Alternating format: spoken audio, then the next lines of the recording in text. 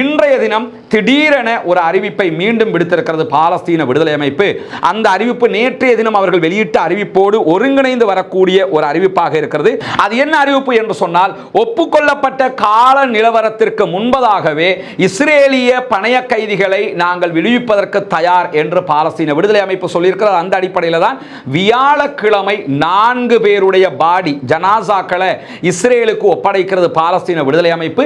எதிர்வருகிற சனிக்கிழமை மேலும் 6 பேருடைய உடல்களை பாடிகளை ஒப்படைப்பதற்கு தயாராக இருக்கிறது என்கிற ஒரு செய்தியை இன்றைக்கு பாலஸ்தீன விடுதலை அமைப்பினர் வெளியிட்டிருக்கிறார்கள். நீங்க பார்க்கலாம், யுத்தம் முடிஞ்ச அடுத்த கணமே படிக்கிறதுக்கு வந்துட்டாங்க. ஒரு வித்தியாசமான சமூகம். உடனடியாக அடுத்த ஸ்டெப்புக்கு வந்துட்டாங்க. அத்தனை பேரும் ஒரு யுத்தத்தினால பாதிக்கப்பட்ட சமூகம் மாதிரியே பார்க்கிறதுக்கு தெரியாது. பாருங்க, கீழே உட்கார்றாங்கிறது மட்டும் தான் வித்தியாசமே தவிர, ஆனா அவங்களுடைய ட்ரெஸ், அவங்களுடைய நடைமுறை எல்லாத்தையும் பார்த்தா ஒரு வளர்ந்த சமூகம் எப்படி இருக்குமோ அந்த அளவுக்கு நேர்த்தியாக ஒரு யுத்தத்துக்கு மத்தியில் இருந்த சமூகம் மாதிரியே இல்லை. அவங்க ட்ரெஸ் எல்லாமே அவங்க ஒரு கண்ணியமான தோற்றத்தில் இந்த பாடசாலையினுடைய நிகழ்வுகளுக்கு பங்கெடுக்கிறார்கள் என்கிற செய்திகள் வெளியாக இருக்கிறது. இங்க நீங்க பார்க்கலாம், மாணவர்கள் மீண்டும் கல்வியை தொடர ஆரம்பித்திருக்கிறார்கள். அல்ஹம்துலில்லாஹ்.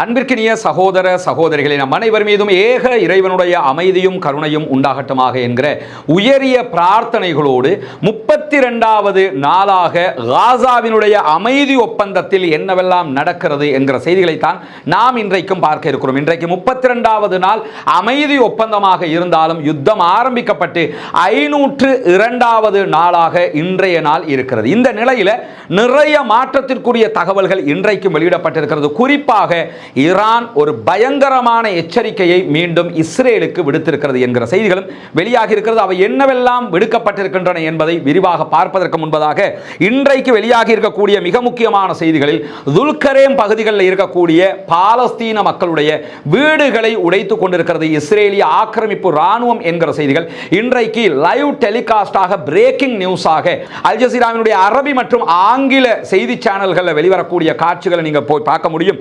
அதே நேரத்தில் மேற்கு கரையில் இருக்கக்கூடிய துல்கரேம் முகாமில் இருந்த 50 வீடுகளையும் 280க்கு மேற்பட்ட கடைகளையும் இஸ்ரேலிய ஆக்கிரமிப்பு ராணுவம் அளித்திருக்கிறது என்கிற தகவல்களையும் இன்றைக்கு பாலஸ்தீன சுகாதார அமைச்சகம் வெளியிட்டிருப்பதை நாம் அவதானிக்க முடிகிறது. இப்படியான நிலையில தான் காசாவுல சீஸ்ஃபயர் ஏற்பட்டிருக்கிறது. அங்க இருக்கக்கூடிய மக்களுக்கு தேவையான உதவிகளை பல நாடுகளும் செய்வதற்கு முன்வந்து கொண்டிருக்கக்கூடிய நேரத்தில் சீனாவினுடைய மக்கள் அரசாங்கம், சீன அரசாங்கம் 60,000 பாலஸ்தீனிய மக்களுக்கான உணவுகளை நன்கொடையாக வழங்குவதற்கு தயாராக இருக்கிறது என்று இன்றைக்கு சீனாவினுடைய வெளிவிவகார அமைச்சர் அறிவித்திருக்கக்கூடிய செய்திகளும் பதிவு செய்யப்பட்டிருப்பதை நாம் அவதானிக்க முடிகிறது. இப்படியான நேரத்தில் தான் இன்றைய தினம் திடீரென ஒரு அறிவிப்பை மீண்டும் விடுத்திருக்கிறது பாலஸ்தீன விடுதலை அமைப்பு. அந்த அறிவிப்பு நேற்றைய தினம் அவர்கள் வெளியிட்ட அறிவிப்போடு ஒருங்கிணைந்து வரக்கூடிய ஒரு அறிவிப்பாக இருக்கிறது. அது என்ன அறிவிப்பு என்று சொன்னால், ஒப்புக்கொள்ளப்பட்ட கால நிலவரத்திற்கு முன்பதாகவே இஸ்ரேலிய பணைய கைதிகளை நாங்கள் விடுவிப்பதற்கு தயார் என்று பாலஸ்தீன விடுதலை அமைப்பு சொல்லியிருக்கிறது. அந்த அடிப்படையில் தான் வியாழக்கிழமை 4 பேருடைய பாடி ஜனாசாக்களை இஸ்ரேலுக்கு ஒப்படைக்கிறது பாலஸ்தீன விடுதலை அமைப்பு. எதிர்வருகிற சனிக்கிழமை மேலும் 6 பேருடைய உடல்களை பாடிகளை ஒப்படைப்பதற்கு தயாராக இருக்கிறது என்கிற ஒரு செய்தியை இன்றைக்கு பாலஸ்தீன விடுதலை அமைப்பினர் வெளியிட்டிருக்கிறார்கள். இதிலே குறிப்பாக ஷிரி பிபாஸ் என்பவருடைய உடல், அதே போன்று அவர்களுடைய குழந்தைகளாக இருக்கக்கூடிய ஏரியல் கஃபீர் ஆகியோருடைய உடல்களும் வழங்கப்பட இருக்கிறது. 4 பேர்ல 3 பேர் ஒரே குடும்பத்தை சேர்ந்தவர்கள் என்கிற செய்திகள் சொல்லப்பட்டிருக்கிறது. நவம்பர் மாதம் 2023ஆம் ஆண்டிலே இஸ்ரேலிய ஆக்கிரமிப்பு படைகள் காசாவிலே நடத்திய வான்வழி தாக்குதல்களில் ஒரே குடும்பத்தை சேர்ந்த இந்த 3 பேரும் பணைய கைதிகளாக இருக்கிற நிலையில் கொல்லப்பட்டார்கள் காசாவுக்குள் என்று அப்போதே பாலஸ்தீன விடுதலை அமைப்பு அறிவித்திருந்தது. அவர்களுடைய உடல்கள் தான் தற்போது கொடுக்கப்பட இருக்கிறது. இந்த நிலையில இந்த குழந்தைகளுடைய தகப்பனார், 2 குழந்தைகள், மனைவி, இந்த குடும்ப தலைவராக இருக்கக்கூடிய யாடன் இந்த மாதம் விடுவிக்கப்பட்ட பணைய கைதிகளில் ஒருவராக விடுவிக்கப்பட்டிருந்தார். குடும்பத்தை சேர்ந்த 4 பேர் பணைய கைதிகளாக பிடிக்கப்பட்டிருந்தாங்க. அதிலே ஒருவர் உயிர் தப்பி இருக்கிறார். மீதி 3 பேரும் கொல்லப்பட்டிருக்கிறார்கள். கொல்லப்பட்டதற்கான காரணம் இஸ்ரேலிய ஆக்கிரமிப்பு ராணுவத்தினுடைய தாக்குதல்கள் தான் என்பதையும் இன்றைய தினம் பாலஸ்தீன விடுதலை அமைப்பு வெளியிட்டிருக்கக்கூடிய செய்திகளில் சொல்லியிருக்கிறார். அதே நேரத்தில் இதற்கு பகரமாக இஸ்ரேலிய ஆக்கிரமிப்பு படைகள் 19 வயதுக்கு கீழே உள்ள பாலஸ்தீன சிறுவர்கள் பல பேரை விடுதலை செய்வதற்கு தயாராக இருக்கிறது என்கிற செய்திகள் செய்திகள் வெளியாகி இருக்கிறது. அதிலும் இந்த 4 பேருக்கு பகரமாக கைதாகி இருக்கக்கூடிய சிறுவர்களில் பாதி பேரை விடுதலை செய்வதற்கு இஸ்ரேல் ஒப்புக்கொண்டிருக்கிறது. அந்த பாதி பேர் எத்தனை பேர் என்கிற விவரம் இதுவரைக்கும் வெளியிடப்படவில்லை.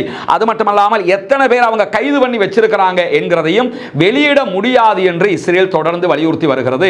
ஏன்னா எத்தனை பேர் அவங்க கைது பண்ணி வச்சிருக்கிறாங்கிறது தெரிய வந்தா தான் மற்றவங்க கொல்லப்பட்டுட்டாங்களா இல்லையாங்கிற முடிவுக்கு வர முடியும்.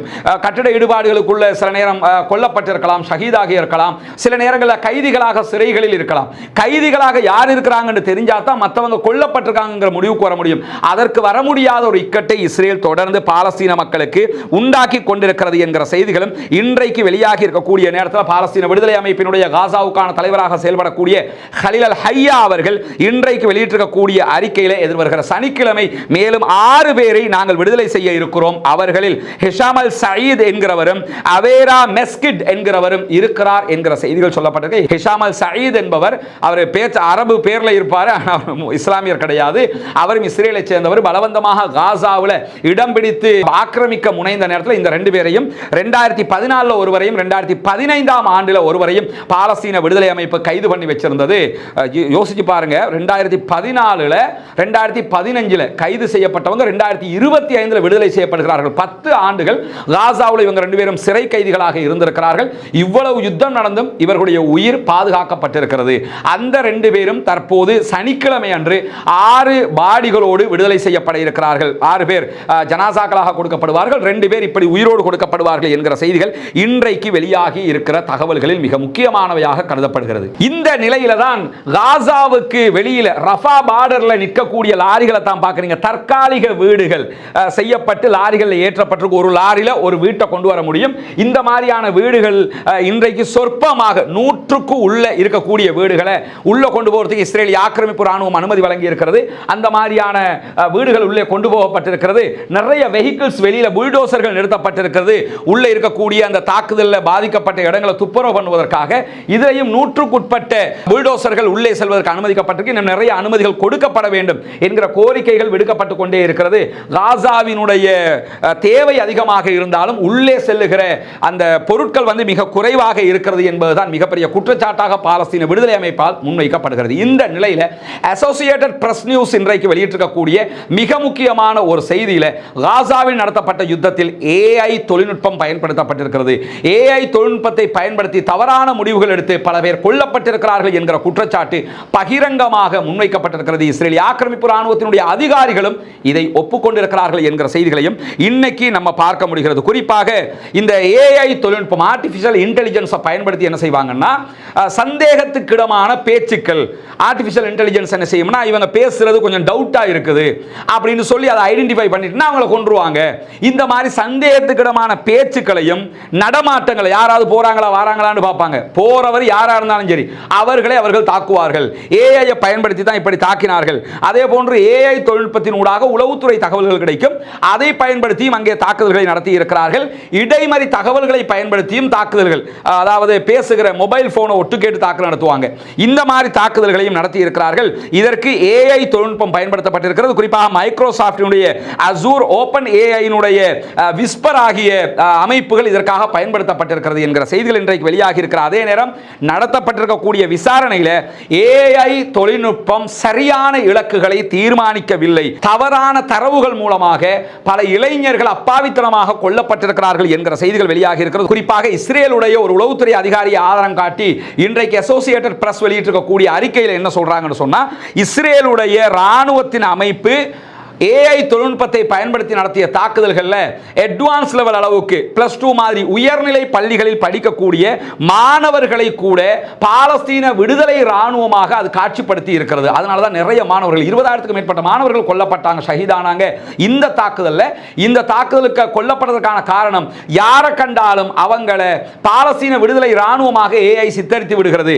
அப்படி நடந்த தவறுகளால் தான் இவர்கள் கொல்லப்பட்டிருக்கிறார்கள் என்று ஒரு உளவுத்துறை அதிகாரி சொல்லியிருப்பது மட்டுமல்லாமல் காசாவில் பல ஆயிரத்துக்கு மேற்பட்டவர்களுடைய மாணவர்களுடைய பட்டியல் கொலை பட்டியலில் இருந்தது என்கிற செய்திகளையும் இன்றைக்கு அசோசியேட்டட் பிரஸ் வெளியிட்டிருக்கக்கூடிய தகவல்களை நம்ம பார்க்க முடியும். எது எப்படி போனாலும் இந்த ஏஐ தொழில்நுட்பத்தினூடாக மிக பெரும் ஒரு அநியாயம் காசாவில் நிகழ்த்தப்பட்டிருக்கிறது என்கிற செய்திகளும் இன்றைக்கு வெளியாகி இருக்கிற அதே நேரம் இங்க நீங்க பார்க்கலாம், இன்றைய தினமும் டோன்ட் கில் த டீல் அப்படின்னு சொல்லி ஒப்பந்தத்தை கொலை செய்து விடாதீர்கள் என்கிற தலைப்பில் மாபெரும் ஆர்ப்பாட்டங்கள் இஸ்ரேலுக்குள்ள நடைபெற்று வருகிற காட்சியில் நீங்க பார்க்குறீங்க.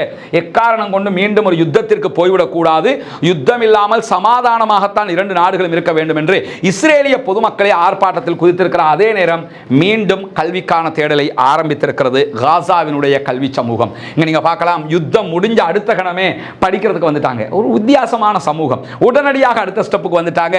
அத்தனை பேரும் ஒரு யுத்தத்தினால பாதிக்கப்பட்ட சமூகம் மாதிரியே பார்க்கறதுக்கு தெரியாது. பாருங்க, கீழே உட்கார்றாங்கிறது மட்டும் தான் வித்தியாசமே தவிர, ஆனா அவங்களுடைய ட்ரெஸ், அவங்களுடைய நடைமுறை எல்லாத்தையும் பார்த்தா ஒரு வளர்ந்த சமூகம் எப்படி இருக்குமோ அந்த அளவுக்கு நேர்த்தியாக ஒரு யுத்தத்துக்கு மத்தியில் இருந்த சமூகம் மாதிரியே இல்லை. அவங்க ட்ரெஸ் எல்லாமே அவங்க ஒரு கண்ணியமான தோற்றத்தில் இந்த பாடசாலையினுடைய நிகழ்வுகளுக்கு பங்கெடுக்கிறார்கள் என்கிற செய்திகள் வெளியாக இருக்கிறது. இங்க நீங்க பார்க்கலாம், மாணவர்கள் மீண்டும் கல்வியை தொடர ஆரம்பித்திருக்கிறார்கள். அல்ஹம்துலில்லாஹ், காசாவினுடைய கல்வி தேவை பூர்த்தியாக வேண்டும் என்கிற பிரார்த்தனைகளோடு அனைத்து இஸ்ரேலிய பணைய கைதிகளையும் விடுவிப்பதற்கு நாங்கள் தயார் என்று அறிவித்திருக்கிறது பாலஸ்தீன விடுதலை அமைப்பு. இதற்கான காரணத்தை அவங்க என்ன சொல்றாங்கன்னா, ரெண்டே நிபந்தனைகள்: நிரந்தர போர் நிறுத்தம், காசாவினுடைய அனைத்து எல்லைகளில் இருந்தும் இஸ்ரேலிய ஆக்கிரமிப்பு படைகள் உடனடியாக வெளியேறுதல். இந்த ரெண்டையும் நீங்க ஒப்புக்கொள்றதாக இருந்தா உடனடியாக எங்க கிட்ட இருக்கிற எல்லா பணைய கைதிகளையும் நாங்கள் தருவதற்கு தயார் என்கிற அதிரடி அறிவிப்பை யாரும் எதிர்பார்க்காத விதமாக பாலஸ்தீன விடுதலை ராணுவம் இன்றைக்கு வெளியிட்டிருக்கிறது.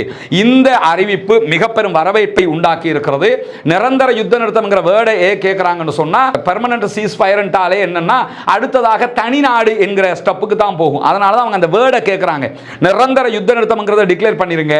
அதே மாதிரி எங்க ஏரியாவில் எல்லா எல்லைகளில் இருந்து நீங்க வெளியே போயிருங்க. பிலடெல்பி காரிடார்ல இருந்து போயிருங்க, நெட்சாரிம் எல்லையில இருந்து போயிருங்க, ஜபாலியாவில் இருந்து போயிருங்க. இப்படி எல்லா ஏரியாவில இருந்து வெளியேறோம்னு அறிவிச்சிருங்க. உங்க எல்லாரையும் நாங்க தந்துடுறோம், என்ன பிரச்சனை நமக்கு வேண்டி கிடக்குது அப்படின்னு சொல்லி இன்றைக்கு பகிரங்கமாக அறிவித்திருக்கிறார்கள் என்கிற செய்தி மிக பெரும் தலைப்புச் செய்தியாக பல சர்வதேச ஊடகங்களில் இடம் பிடித்திருக்கிற அதே நேரம் அதோட சேர்த்து இன்னொரு பதிலடியை காட்டமாகவும் கொடுத்திருக்கிறார்கள். அது என்ன பதிலடி என்று சொன்னால், காசாவிலே பாலஸ்தீன விடுதலை அமைப்பு அற்ற ஒரு அரசாங்கத்தை அமைப்பது என்கிற இஸ்ரேலுடைய கோரிக்கையை மிக காட்டமாக மறுத்திருக்கிறது பாலஸ்தீன விடுதலை அமைப்பு. எக்காரணம் கொண்டும் பாலஸ்தீனம் காசாவிலே பாலஸ்தீன விடுதலை அமைப்பு அல்லாத ஒரு ஆட்சி முறை கிடையவே கிடையாது.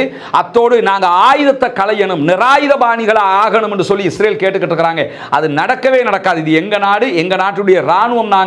நாங்க வெப்பனை கீழே வைக்கிறது நடக்கவே நடக்காது. எங்க நாட்டை பாதுகாக்கிற பொறுப்பு எங்களுக்கு இருக்கிறது. எனவே அதை நாங்கள் செய்யவே மாட்டோம். இது பாலஸ்தீன மக்களுக்கு எதிரான ஒரு உளவியல் சைக்காலஜிக்கல் வாரை நீங்க பண்ண பாக்குறீங்க.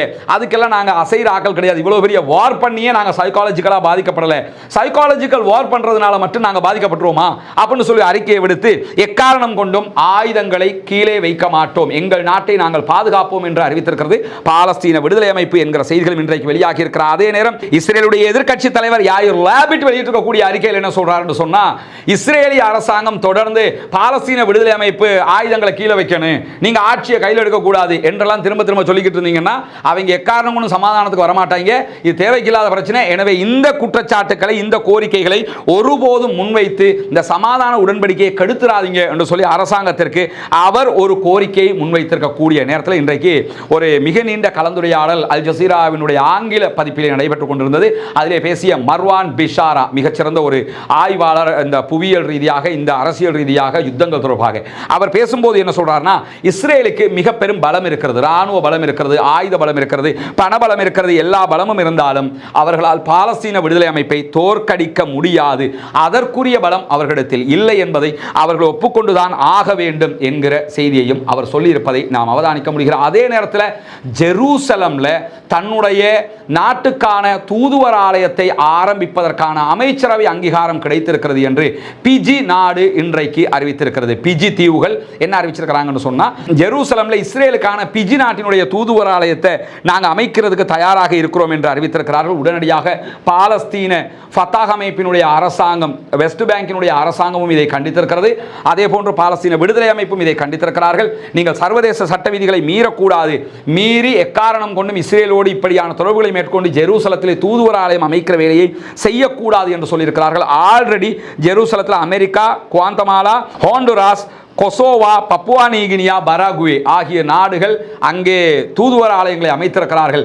நீங்களும் அதை செய்து வரலாற்று பிழையை செய்து விடாதீர்கள் என்று அறிவித்திருக்கிறார்கள். இந்த நிலையில் இன்றைக்கு ஈரானுடைய IRGC என்கிற புரட்சிகர இஸ்லாமிய படைப்பிரிவினுடைய 2ஆம் நிலை தளபதி ஒரு முக்கியமான எச்சரிக்கையை விடுத்திருக்கிறார். அது என்ன எச்சரிக்கை என்று சொன்னால், கடந்த முறை 2 தடவைகள் இஸ்ரேலுக்கு எதிரான தாக்குதல்களை நாங்கள் நடத்தியிருக்கிறோம். ஏப்ரல் மாதம் ஒரு தாக்குதல், அக்டோபர் 2024 ஒரு தாக்குதல் என்று 2 தாக்குதல்களை ட்ரூ பிராமிஸ் என்கிற பெயரில் நம்ம நடத்தி இருக்கிறோம். 3ஆம் கட்ட தாக்குதலுக்கு நாங்கள் எப்போதும் தயாராக இருக்கிறோம். இஸ்ரேல் எங்கள் மீது தாக்குதல் நடத்துகிற திட்டங்களை முன்வைத்தால் கண்டிப்பாக இஸ்ரேல் மீது 3ஆம் கட்ட தாக்குதல்களை நடத்துவோம். அது மிக பயங்கரமாக இருக்கும், இஸ்ரேலை அழித்து நொறுக்குகிற அளவிலே இருக்கும் என்கிற ஒரு செய்தியை இன்றைக்கு கடுமை எச்சரிக்கையாக ஈரானுடைய IRGC-னுடைய 2ஆம் கட்ட நிலை தளபதி அறிவித்திருக்கிறார் என்கிற செய்திகள் வெளியாக இருக்கிறது.